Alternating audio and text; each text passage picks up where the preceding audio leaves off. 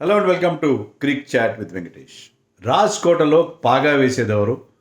సౌరాష్ట్రలో సౌగొట్టేదెవరు? India New Zealand second ODI బుధవారం రోజున Saurashtra cricket association head quarters రాజ్కోట్లో జరగబోతుంది. మరి రాజ్కోట్లో న్యూజిలాండ్ ఇండియాకి ఇప్పటికేమైనా ఝలక్ ఇవ్వగలుగుతుందా? ఎందుకంటే New Zealand is always capable of doing that. First మ్యాచ్లోనే మనకి చెమటలు పట్టించారు డెఫినెట్గా. చల్లటి వాతావరణం ఉంది అక్కడ వడోదరాలో, అయినా కూడా మనకి చెమటలు పట్టించారు వాళ్ళు. But still India manage to స్క్రేప్ through. కానీ ఇక్కడ కొంచెం మన వాళ్ళు లైట్ తీసుకున్నారేమో, వాళ్ళని చాలా అండర్ ఎస్టిమేట్ చేశారని అనిపించింది. ఎందుకంటే the amount of soft dismisses మధ్యలో మనం చేంజ్ చేసినప్పుడు ఆ చిన్న కొలాప్స్ మనం చూసాం కదా, వరుసగా 3 వికెట్లు పడడం, కొంచెం ఆ సాఫ్ట్ డిస్మిసల్స్ కనిపించాయి. అలా కాకుండా కొంచెం చిన్న పామునని పెద్ద కర్త కొట్టాలంటారు అట్లా.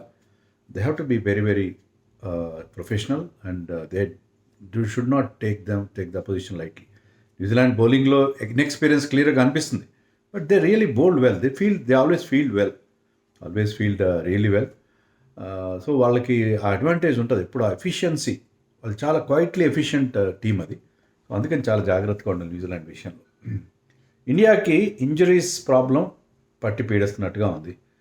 మరి ఆల్రెడీ పంత్ ఇంజర్డ్ అయ్యాడు, అతని ప్లేస్లో జురేల్ని తీసుకున్నారు. ఇప్పుడు వాషింగ్టన్ సుందర్ మొన్న మ్యాచ్లో అతనికి సైడ్ స్ట్రెయిన్ లాంటిది ఏదో ఉంది.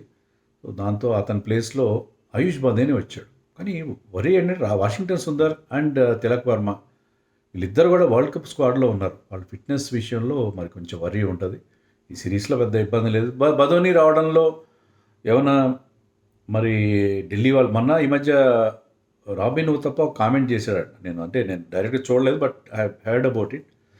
మరి ఢిల్లీ పంజాబ్కి ఆడితేనే ఇండియన్ టీంలో ఛాన్స్ వస్తాయని చెప్పి. సో ఢిల్లీ ప్లేయర్ని బదోనిని తీసుకోవడానికి అది కారణమా?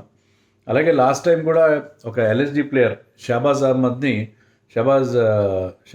అతని పేరు షహబాజ్ అహ్మద్ తీసుకున్నారు. ఇలాగే రిప్లేస్మెంట్గా తీసుకున్నారు. అలాగే బదోనిని తీసుకోవడంలో Akash Chopra was also commenting, Badoni పెద్దగా రన్స్ చేసింది లేదు, విజయ్ హజారాలో వికెట్స్ కూడా తీసింది. కాబట్టి ఆ ఫ్లైట్ డొమెస్టిక్లో బాగా పర్ఫామ్ చేస్తున్నాడు Badoni. Always a very very useful player. ఒరిజినల్గా పెకింగ్ ఆర్డర్లో మీకు రియాన్ పరాగ్ ఉంటాడు, like for like replacement Washington సుందర్కి. ఎందుకంటే batsmen who can bowl off spin. న్యూజిలాండ్లో లెఫ్ట్ హ్యాండర్స్ ఎక్కువగా ఉన్నారు. వాళ్ళ ఇద్దరు ఓపెనర్స్ కానీ, వాళ్ళ కెప్టెన్ బ్రేస్వెల్ కానీ. సో లెఫ్ట్ హ్యాండర్స్ ఎక్కువ ఉన్నారు కాబట్టి ఆ టీంలో దే మైట్ గో ఫర్ ఒక ఆఫ్ స్పిన్నర్ అని చెప్పి అందుకని తీసుకున్నారు. బదోని ఏదో పెద్ద ఆడేస్తాడని నాకైతే నమ్మకం లేదు. అందుకే 2 మ్యాచెస్ మిగిలి ఉన్నాయి కదా. సో అతనికి ఏదో ఒక ఎమర్జెన్సీ రీప్లేస్మెంట్గా తీసుకున్నారు తప్ప I don't think he will get a look in. ఎందుకంటే you have to earn your place. Indian టీంలోకి రావాలంటే తాషామెషిగా రావడం కాదు. బదోని ఇంకా కొంచెం టక్కామక్కిలు తిని వస్తాడని అనుకుంటున్నాను. ఇమీడియట్గా అతనికి ఇండియా క్యాప్ ఇస్తారని అనుకోరు.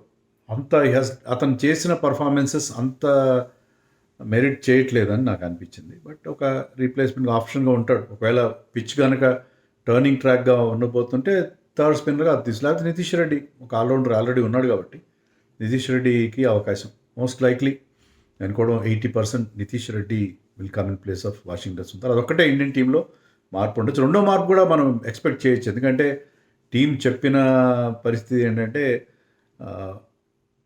హర్షదీప్ లాస్ట్ మ్యాచ్లో ఆడించకపోవడానికి కారణం అది రొటేషన్ చేస్తున్నాం, వర్క్లోడ్ రొటేషన్ చేస్తున్నాం. Harshdeep is part of India T20 world cup squad కదా. సో రొటేషన్ కింద అతన్ని పక్కన పెట్టి, ఎందుకంటే he has done so well. ఇప్పుడు అవకాశం ఇచ్చినా బాగా పర్ఫామ్ చేశాడు ఏ ఫార్మాట్లో అయినా. So Harshdeep might come in place of Prasidh Krishna. Harshit Rana ఉంటాడు. హర్షిత్ రాణా నిజంగా చాలా బాగా పర్ఫామ్ చేశాడు కదా లాస్ట్ మ్యాచ్లో, ఆల్రౌండ్ పర్ఫార్మెన్స్ ఉంది అతను. సో ప్రసిద్ధ్ కృష్ణ ప్లేస్లో హర్షదీప్ రావడం, అలాగే వాషింగ్టన్ ప్లేస్లో నితీష్ రెడ్డి రావడం, ఈ 2 మార్పులు మాత్రమే నేను అనుకుంటున్నాను. మిగతా అంతా టీం సేమ్ ఉంటుంది. అండ్ విరాట్ కోహ్లీ ఇంపార్టెన్స్ ఎంత అనేది మొన్న మ్యాచ్లో కూడా ప్రూవ్ అయింది. విరాట్ కోహ్లీ అవుట్ అయిన తర్వాత టీం మొత్తం షేక్ అయింది. సో విరాట్ కోహ్లీ లాంటి ఒక ప్లేయర్ ఉంటే, ముఖ్యంగా చేజ్ సిచ్యుయేషన్లో, ఎందుకంటే మీకు T20 తొందరగా అయిపోతుంది. వన్డేలో మీరు 30 ఓవర్స్ వరకు కూడా చాలా స్ట్రాంగ్ పొజిషన్లో ఉన్నారు. మొన్న మ్యాచ్లో కూడా 30th ఓవర్ దాకా you are in very strong position, you are in cruise control. ఏం లేదు, మామూలుగా ఆడుతూ పాడుతూ టార్గెట్ వైపు వెళ్తారు. 5 ఓవర్ల మిగిలిండుగా చేస్తారా, 8 ఓవర్లు మిగిలిండుగా చేస్తారా అన్న ఫీలింగ్లో మనం ఉన్నాం. ఎప్పుడైతే విరాట్ కోహ్లీ 30th ఓవర్ దగ్గర వికెట్ పడిన తర్వాత 30th ఓవర్ తర్వాత కూడా, ఎందుకంటే ఆ రిమైనింగ్ 20 ఓవర్స్ కూడా చాలా క్రూషియల్ అవుతాయి. సో విరాట్ కోహ్లీ ఎంత ఇంపార్టెంట్ అతను ఆడిన ఇన్నింగ్స్ అనేది అక్కడ మనకి ప్రూవ్ అయింది. విరాట్ కోహ్లీ ఇలాంటి ప్లేయర్ లేకపోతే కష్టం అవుతుంది కదా మనకి. So you need experience in this format. ఈ ఫార్మాట్లో మీకు ఆ లాంగ్ ఇన్నింగ్స్ ఆడాలి.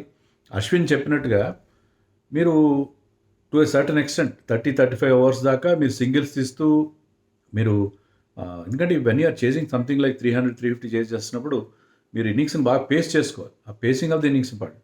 ఆ తర్వాత మీరు గేర్ చేంజ్ చేసి you can go for your shots. కానీ ఇప్పుడు మోడర్న్ జనరేషన్ ఎలా ఉన్నారంటే right from the word go they are going for their big hits. So అలాంటి లాంగ్ ఇన్నింగ్స్ ఆడే ఒక టెంపర్మెంట్, ఎబిలిటీ, ఆ పేషెన్స్, అది విరాట్ కోహ్లీ లాస్ట్ ఇన్నింగ్స్ నాకు దట్ వాస్ రియల్లీ అప్పటికి నేను మర్చిపోలేకపోతుంది. చాలా చాలా ఇంప్రెసివ్గా పర్ఫామ్ చేశాడు Virat Kohli. And his body language is very good. ముఖ్యంగా అన్నిటికంటే ముఖ్యంగా బాడీ లాంగ్వేజ్ చాలా బాగుంది. ఈ లుక్ కాన్ఫిడెంట్ అండ్ ఈ looked in cheerful mood. So Virat Kohli in that frame of mind is a danger for the opposition ఖచ్చితంగా.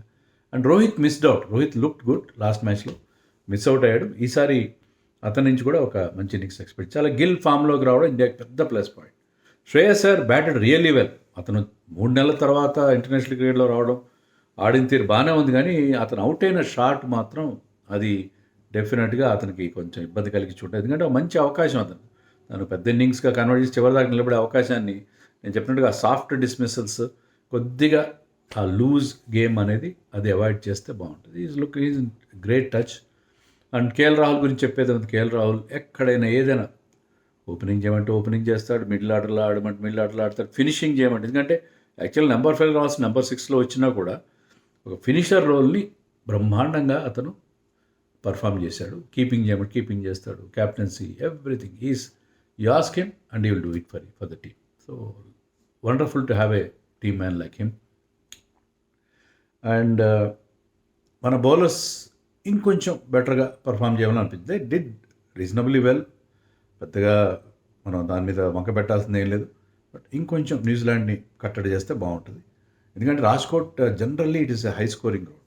రాజ్కోట్లో పెద్ద స్కోర్లు వస్తాయి. సో టాస్క్స్ ఇంపార్టెంట్ అవుతుందో లేదో నేను అనుకోను. ఎందుకంటే డ్యూ అంత ఎక్కువగా లేదు. మీకు వడోదరాకి రాజ్కోట్కి పెద్ద డిఫరెన్స్ ఏ ఉండదు క్లైమేట్ విషయంలో, డ్యూ విషయంలో కానీ. సో డ్యూ పెద్దగా ఏం లేదు. డ్యూ పెద్ద అడ్వాంటేజ్ కానీ డిసడ్వాంటేజ్ కానీ లేదు. కాబట్టి I think it should be okay.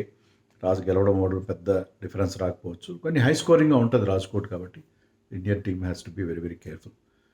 And New Zealand టీంలో ఏమైనా మార్పులు ఉంటాయా? ఎందుకు వాళ్ళు చాలా బాగా పర్ఫామ్ చేసి, ఒకటి ఏంటంటే Aditya Ashok went for few runs ఎక్కువ ఇచ్చినట్టుగా ఉన్నాడు.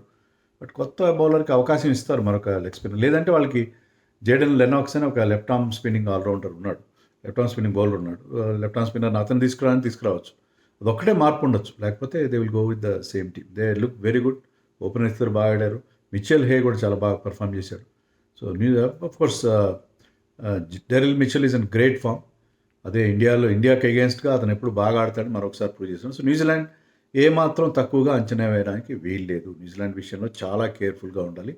And focus will be on Virat Kohli, Rohit Sharma, వీళ్ళ మీద కదా ఫోకస్ ఉండేది. మరి విరాట్ కోహ్లీ నుంచి మరొక century loading, let us wait and see.